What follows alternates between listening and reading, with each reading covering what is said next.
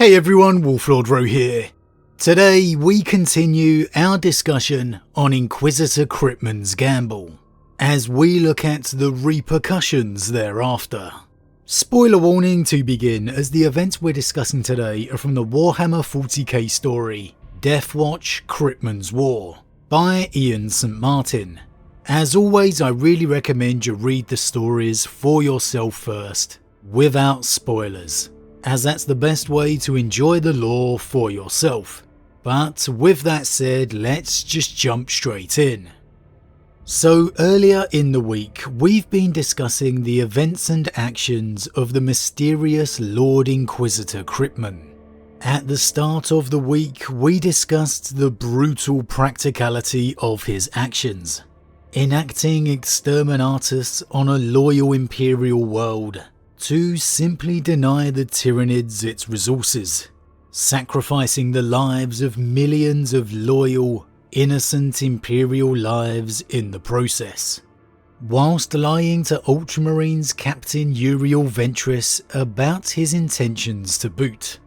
Then after that, we discussed his so-called Great Gamble, with Abaddon's 13th Black Crusade tearing apart the galaxy. The Imperium was completely unprepared for the emergence of another Hive fleet, with Chaos and Cadia drawing in ever more of the Imperium's forces.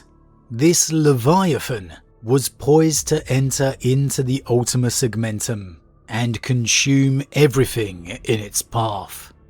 The Imperium was hopelessly ill-prepared to prevent it, at least according to the Inquisitor. If that wasn't bad enough, the Orc Empire of Octarius was growing to formidable power, and Kryptman was convinced if the Tyranids didn't destroy the entire Segmentum, well then the Orcs eventually would.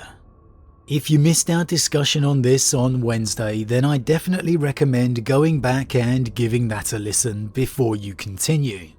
However, moving on, Kryptman's intention to prevent this catastrophe was to alter and guide the emerging Hive Fleet's path into the Orc Empire, causing these two enemies of mankind to waste their time and energy obliterating each other, ignoring objections from High Lords of Terror and other mysterious Inquisition members.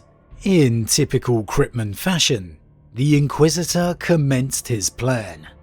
The plan was fairly straightforward, if undoubtedly tough to execute. He required a kill team of the Deathwatch to board a Space Hulk and capture 2 live Genestealers. Once captured, he would unleash the Genestealers into Octarius, whereupon, if their infiltration was successful, the growing psychic call to the Hive Fleet would turn its path into the Orc Empire, eager to feast on this hotbed of life.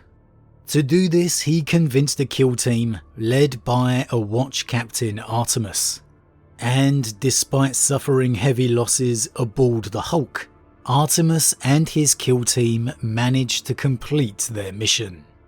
Soon the Tyranids and Orcs were engaged in a full-on apocalyptic war. The Imperium was saved. Or not quite. Because sometime after completing this mission for Kryptman, Artemis's kill team were recalled in the middle of another campaign. In the midst of defending a world from the Necrons, the Deathwatch were simply ordered to leave, leaving the Militarum forces to do the rest of the job, knowing in truth they will all die in the process.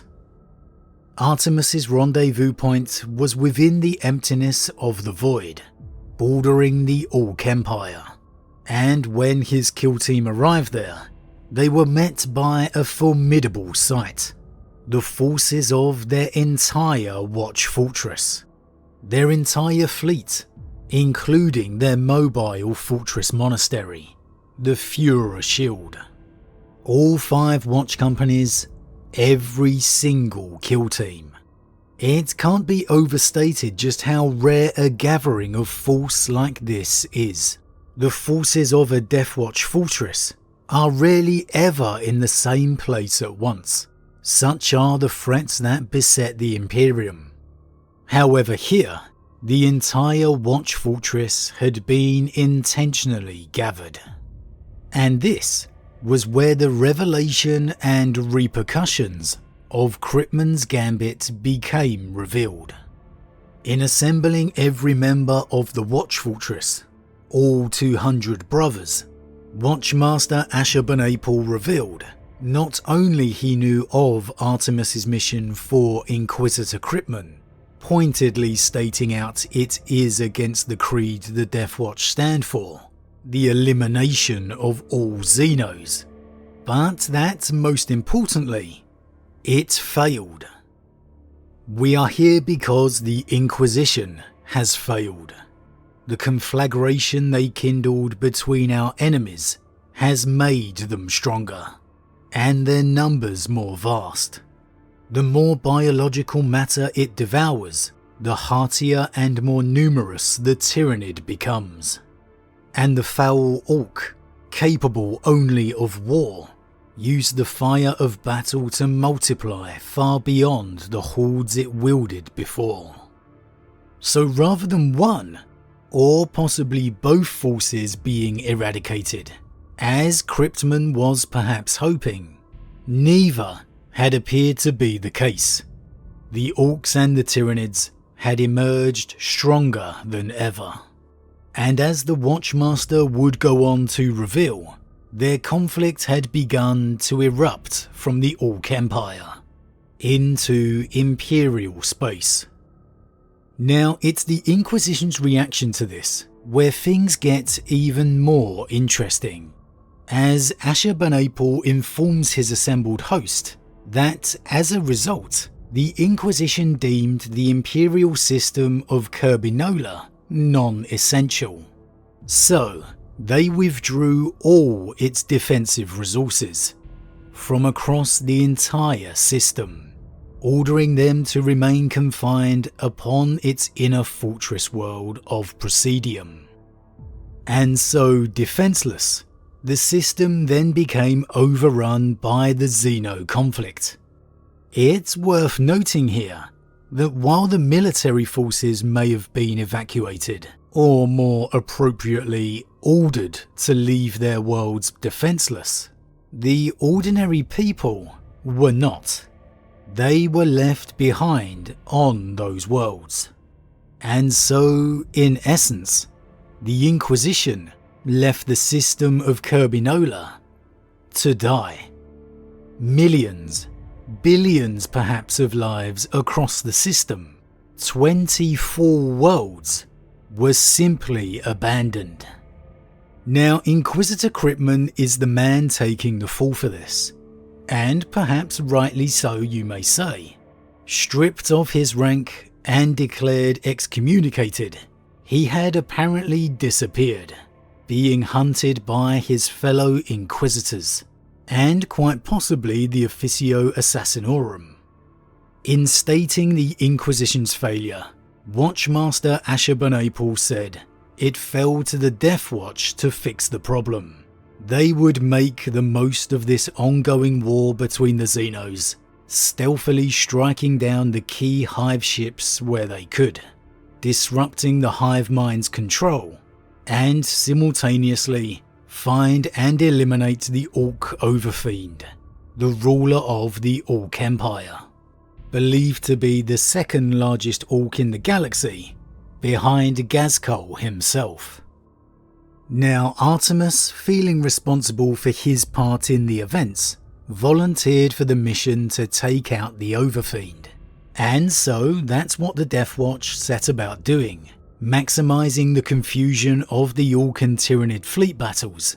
Artemis and a small Deathwatch strike force strike out against the hive mind's key bioships where they can, with Artemis personally leading his fellow kill teams on a boarding action of what they suspect to be the Orc ruler's ship, essentially the one in the thick of the action, as you would expect.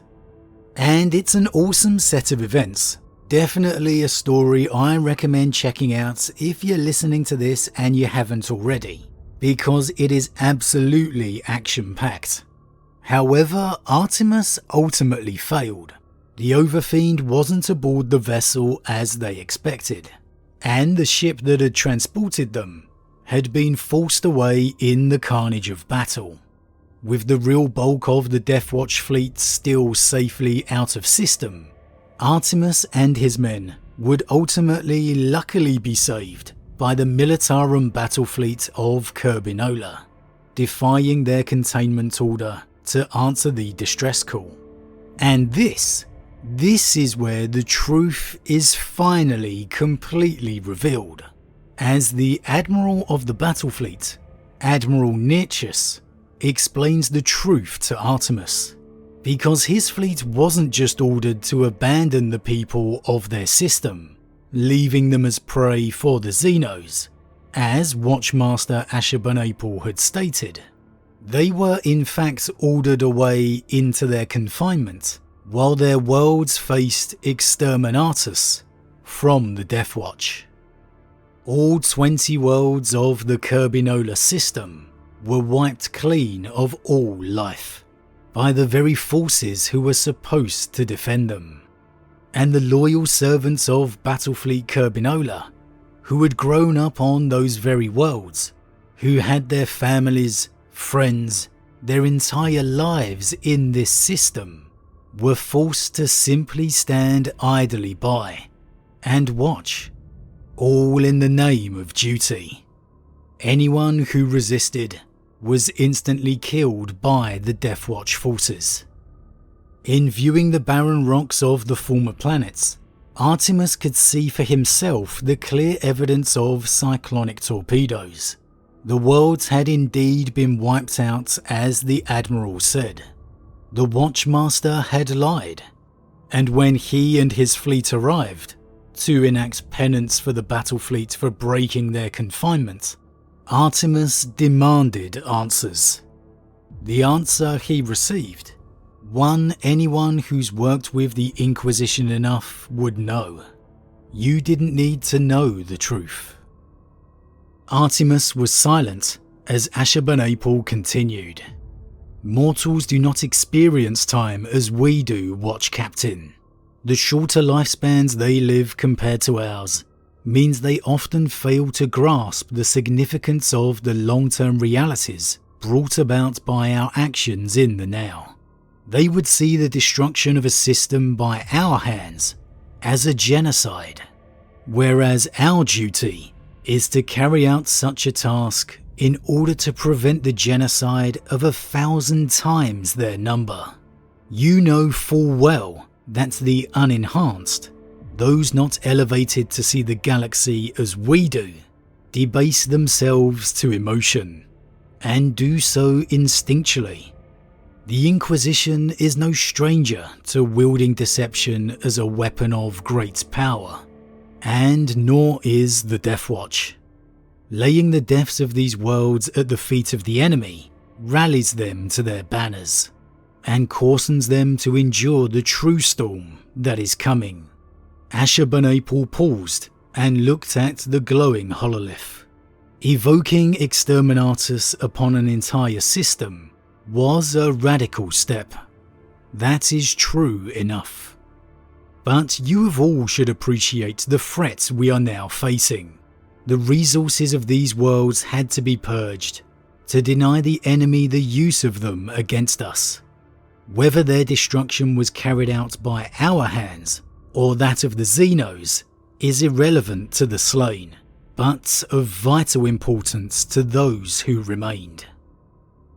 Perhaps in renouncing their oaths to their former chapters on becoming a Watchmaster for the Deathwatch, a Watchmaster becomes something more akin to an Inquisitor, more than the Astartes they once were. Ashurbanipal's words here certainly sound as if they could come from any Inquisitor. Sacrifice the few to protect the many. As we've said previously in reference to Lord Inquisitor Kryptman, the cold practicality of numbers. The Watchmaster may indeed state Artemis wasn't to be told because he didn't need to know. However, could there just be the possibility he wasn't told, as many of his brothers, in case they resisted? All Astartes dedicate themselves entirely to the Deathwatch during their service. However, we all know personalities vary greatly across the sheer breadth of chapters across the galaxy. Maybe knowledge of the Deathwatch's actions here weren't not told because they didn't need to know, but because the Watchmaster may have feared many would be against it. Regardless, the system of Kyrbinola was laid to waste, to be the barren battlefield of the Orcs and Tyranids, preventing either faction from harvesting its resources and depleting their strength in the encounter. The Kyrbinola battle fleet was kept confined to its fortress world as the perfect lure for the Orcs, thus drawing the Tyranids along with them in one eternal battle. The whole thing was the perfect trap, and it does give rise to the question, was this Inquisitor Kryptman's plan all along? It's a question Artemis and his kill team wonder themselves after. And for me, I think they could well be right. If we think back to our previous discussion, when Kryptman summoned Artemis, he was conversing with a High Lord, at least one, and seemingly other Inquisition officials. However, the words they were telling him, as he lamented their foresight and understanding, were perhaps very key to understanding his true intent. Madness, genocide. We are supposed to protect them. It cannot be done. It must not be done. Those words don't really make sense for luring Tyranids into Orcs. Genocide? No. However, they do make sense if you knew you intended to sacrifice a whole system of people, billions of lives, for the second stage of the plan, to lure out and finish the two forces within Kyrbinola, starving the two forces of their replenishment. The Deathwatch eradicated the hive mind's control. The Overfiend in the battle following this would be eliminated by the law of Presidium. As the Orcs would descend upon the fortress world, the final defenders of the Kyrbinola system were sacrificed. Any trace of the Inquisition'S, the Deathwatch's actions within the Kyrbinola system, were gone, and the Imperium lived to fight another day. So did Lord Inquisitor Kryptman plan the whole thing? For me, I've got to believe I think he did. This wasn't the Inquisition and Deathwatch reacting to fix his plan. This was them finishing it. You have to say it does raise questions regarding his excommunication. Is he truly out there somewhere, pursued and hunted? Or is he perhaps still working within the Inquisition? Of course, those objections to his plan were genuine, and so he could have faced their wrath even if they knew they had no choice but to finish his plan. But can we really put it past Kryptman, the Inquisition, for him to still be out there somewhere, very much a part of the organisation still? For me, I just don't think we can, regardless of the sacrifice of Kyrbinola. But as always everyone, what do you think? Do you feel that the sacrifice of Kyrbinola was part of Kryptman's plan the entire time? That his intent was to lure the two forces of Xenos against each other, before using the barren system of Kyrbinola to starve and wipe out their leadership? Was the Deathwatch's lies and massacre of the people evidence that it was indeed planned the entire time, and they simply had no choice but to enact Kryptman's gambit? Or were they truly reacting to try and rectify the situation? That the massacre of the system was simply standard Inquisition procedure. Yes, a drastic step, but one that got the results they needed. And given this dark history of sacrificing the Imperium's people in face of the Tyranid threat, could this brutal method of resistance be employed within the new arising war? Could it perhaps all blow up in the Inquisition's face? How would Lord Guilliman react if he saw these kind of actions taking place? Would Guilliman ever dare to cross the Inquisition? As always, leave your thoughts in the comments below. Huge thank you to all my subscribers, your support truly means a lot to me, it really does. If you're new, please consider subscribing to help the channel grow. And if you enjoyed this particular vid, then why not drop a like on it too. But with that said, I am off, and I'll see you all again real soon.